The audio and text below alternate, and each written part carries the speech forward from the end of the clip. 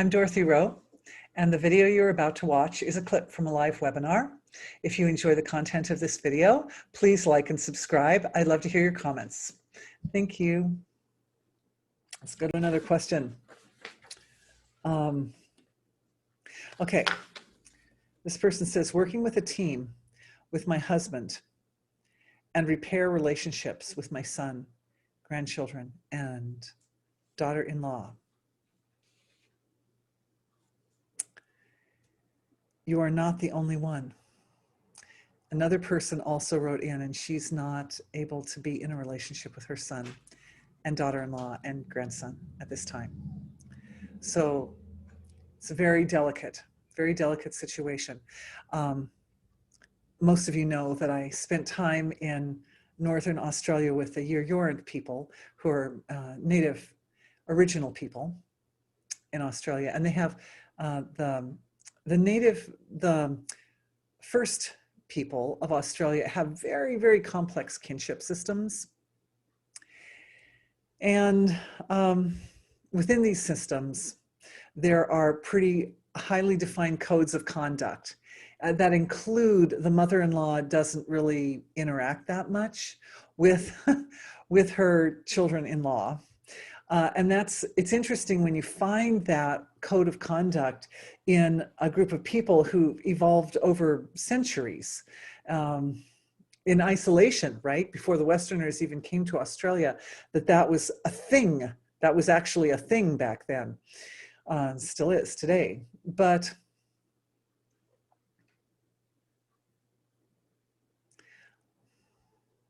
I also have adult children. The mother can't, I don't think, when we're talking about rules for behavior, I don't know if the mother can ever really rest on her laurels. You know, we know that raising little children is a darn lot of work. It just is, man. It's a lot. It takes dedication and devotion and love and strength, physical strength and patience, and you name it. But it doesn't guarantee the mother to necessarily be accepted or embraced when the children become adults. It doesn't. So there's some little element there that the role of mother continues to evolve. So by the time she has adult children, she no longer has to dress them and feed them and drive them here and there and etc. You know, they're doing that part. So the mother's patience, you could say, is tried in a different way. It evolves. The mother's skill, the dharma of mother evolves into a very, very different form. And I think of all the relationships that I know of, this one of going from being a little child to being a young girl, to being an adolescent, to being, you know, a teenage beauty, you know, and then to being a wife, and then to being a mother, and then to being all these phases that motherhood brings. It's one of the most diverse roles that a person plays in their lifetime. It's really tremendous. I mean, when you think of the change that occurs just at the time the baby is born, one goes from being a young maiden to being a mother. And like, that's just huge. It's huge. It's so huge. We hardly even talk about it in our society because it is so transformative. And then it doesn't stop. Then the work starts. That's what, then you get to work, man. So, you know, it is a role that requires tremendous flexibility, tremendous adaptability, and tremendous stability.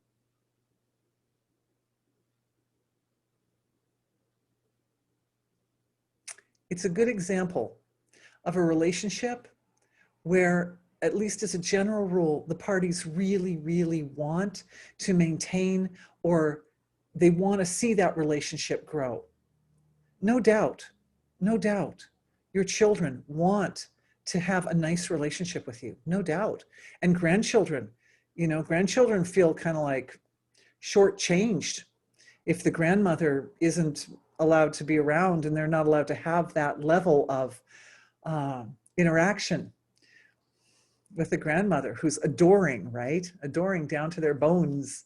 She adores them completely. So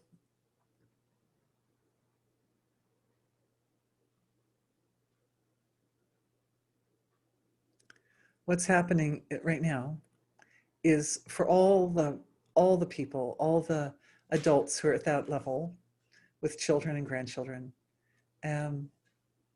is support. Again, this is heart support. It's kind of, I feel like the core of the healing is sort of starting out in the heart area here. But it definitely is an integration of some of the work we've already done today. And part of it was on that series of steps of codes that help you get to that level where you can provide the input into the relationship, and you can provide the input that the person that you love needs or can best receive from you without overwhelming the system, without threatening the laws that they're living by. And I think part of this part of the healing session now includes an upgraded sensitivity to the laws that other people live by. So we understand our own laws, but we have to be able to understand other people's laws too. And they can vary hugely, right? Just hugely. Cultural traditions, various others. There's a particular type of intelligence, right? Okay, good. So for instance, there's like common sense, and there's like sort of social intelligence, and there's that kind of logical, mathematical intelligence, and there's musical intelligence, and there's physical intelligence, right? They're all different flavors or types of intelligence. There is an intelligence specific to, we could call it empathy, but I think it takes, the word empathy needs to be taken to another level. It's a type of intelligence that allows you to empathically and intuitively recognize the boundaries and limitations in which other people are residing. And what's really, really interesting about this healing and this download that everyone is receiving is that a lot of people don't even know. A lot of people live by certain codes and behaviors and rules and so forth, but they haven't even defined for themselves exactly what those rules are. They're just kind of going along. They're kind of in the flow, you know, they're just doing the best like that. So this healing for the heart's intelligence, and then it has to go up and up into the prefrontal cortex area where we analyze and synthesize and understand and can verbalize what we're experiencing.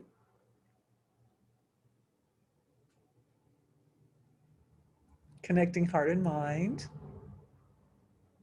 But more importantly, that particular type of intelligence, like the other types of intelligence, physical intelligence, mathematical intelligence, etc., it has, you have a relationship with that intelligence. So this I talked a lot more about yesterday. We have relationships with people, but we also have relationships with subtle structures of creation. And that causal level of creation is good to get to know the causal level of your own physiology, because there are the expressions of intelligence. And the intelligence that has that tremendous capacity to look through the eyes of another person and to understand things about them that they don't even understand themselves, or at least they've never spoken to themselves. This is beautiful. This is a beautiful gift. I would suggest everyone to use it with caution. Because if a person is functioning within the constraints of limitations self-imposed, some of them, or if we say connected to their own divine being, self-imposed limitations, but they are not at a place where they can even express that to themselves, expressing it to them could blow them out of the waters. So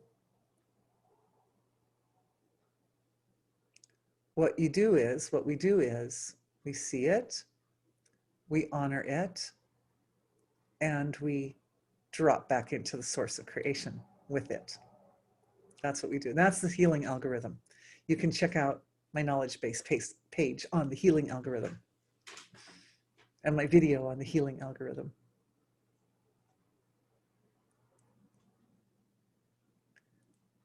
See it, honor it, hide in the self because it's powerful. This is powerful. This is a very powerful download. To be able to see that intimately into another person, it requires such purity, right? Such purity of heart, and like no judgment and no. So that's the biggest part of this healing, is that realignment of the heart. And that realignment of the heart isn't just happening for each person. It is happening for each person in this healing session, but it's also happening for 7 to 8 layers of ancestors as well, because it's a very big step. It's a very big step to see so deeply into the soul of another person. And it requires each stroke of awareness being utterly and totally uplifting in every conceivable way. Absolutely evolutionary. And you know, you're more powerful, your silence is more powerful than even speaking.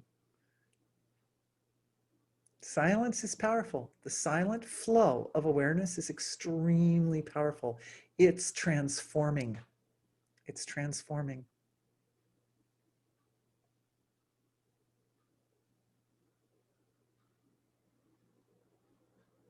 I feel like everyone's being blessed. And I also feel as if this healing is somehow touching the gut mahamarma area as well. And it's somehow purifying or supporting our physiologies, these physiologies, and the ancestors, 7 to 8 generations, purifying and releasing a lot of like judgments and expectations and so forth that are connected in with sexuality. I wasn't expecting that, but congratulations, everyone, for being a living embodiment of a balanced condition of expression that hums in this realm of creation with answers that people are looking for. That's what you're doing. Oh, that's beautiful.